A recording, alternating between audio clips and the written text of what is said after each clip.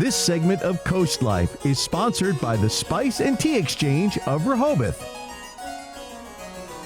I feel like it's been a hot minute since we poured some hot tea with our Spill the Tea segment, and that's what we're doing today. So thanks to our friends at the Spice and Tea Exchange, we've always got a little moment of drama for you to spill, but we're also always drinking delicious tea. So Charlie, what are we drinking? Let's take a look here today. We've got a sweet Serenity herbal tea. Unwind with this soothing herbal blend of ribose, valerian root, herbs, and florals. Perfect for evening rituals or moments of reflection like this Spill the Tea. You can sip to support relaxation, rest, and overall well-being. Yum, like it. I think there's some chamomile in there, and I smelled some cinnamon too when you It's got a nice crack fragrance. Yeah, I like it is. It's nice. It is very relaxing. The tea, on the other hand, this has me fired up because you know what? I've been in a situation kind of similar to this before, and nothing gets my goat quite like this.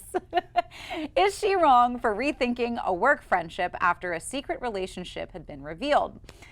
She just found out that her manager and her senior HR staffer were hiding a work relationship, and it's making her question, a lot of things about her job. What do you think? Is it nobody's business? Is it the workplace red flag? If you have ever stumbled across like a message that you were not supposed to see before, it's like, oh, what do I do with this information? And you really, or if somebody tells you something they know and you're like, oh, what do I do with this? Who's in the secret relationship here? She found out that her manager and her senior HR staffer were hiding a secret relationship. So this is a lot like the Coldplay concert.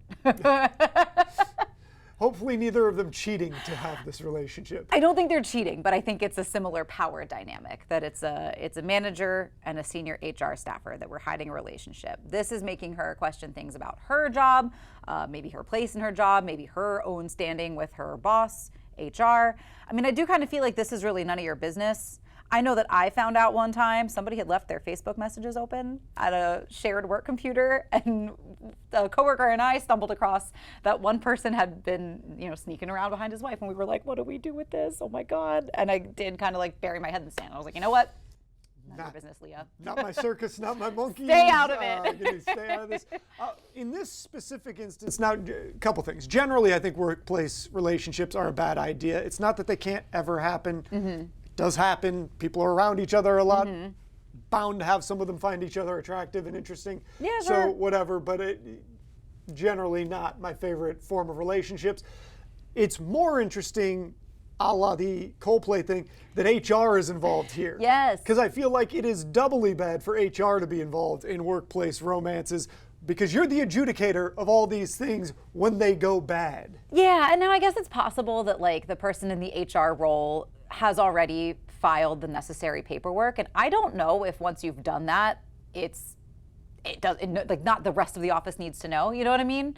Like, I don't know. I'm not an office romance place girly. The rest of the office doesn't need to know. I mean, right. That's just a fact. Like, it's not their business. They don't need to know. If you are going to go down this road, it's up to them whether or not they want to share that information. Mm-hmm. Although it's going to become pretty evident eventually in some way, shape, or form if you've got that kind of relationship. People are going to notice the looks and the ease of communication, yes, and all that stuff is going to eventually come out.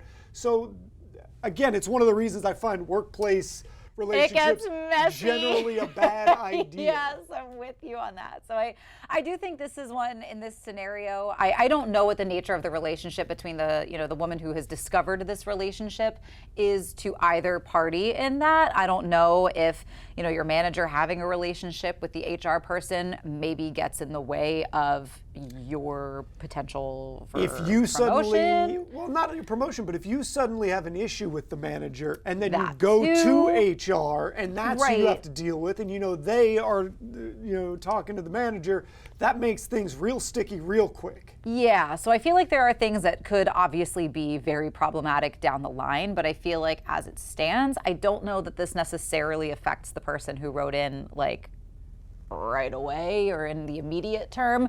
It also depends on how big a company you're talking about. Is this a company that has like 15 HR people and you could go to somebody else if you needed to? Or is it a company that has like just Tammy and she's the only person you deal Darn with? Tammy. Tammy's it. And if you got a problem with your manager and Tammy's dating Timmy and it gets messy. Yeah, it always gets messy. I for one, I'm not, it's too much drama for me, the workplace romance. So I don't have a ton of insight on this particular scenario situation other than I think maybe it could be time to mind your business, and that's okay. Yeah. Unless it becomes a problem. Unless down the it's road. going to become a then, problem for you specifically because of an issue you have with one of the two of them. Well, like at this then point, just that's their deal. it's their deal. I know everybody wants to get into the mix I know. on some hot, juicy gossip, but I you know, know. that's sometimes you got to let it slide. All right. Well, I definitely want to let this tea. I don't want to let this tea slide by. No, we got to get Charlie, this one so still hot. let's take some sips. Sorry about that. I usually pour yours first. That's okay. It's been a while since we've done this. Like we said, we're a little out of spilling the tea practice. It's very hot still. It is quite hot still, but I like the cinnamon aftertaste. That is very relaxing. It's nice and soothing and good for any kind of day, really. I'm with you on that. Doesn't need any honey, doesn't need any sugar. I think I could enjoy this any time of day, not just for an evening ritual. And you can get yourself some at the Spice and Tea Exchange on Rehoboth Avenue in Rehoboth Beach. But don't go anywhere. We do have some more Coast Life coming your way, ways that you can give back to the community as we get ready for the school year.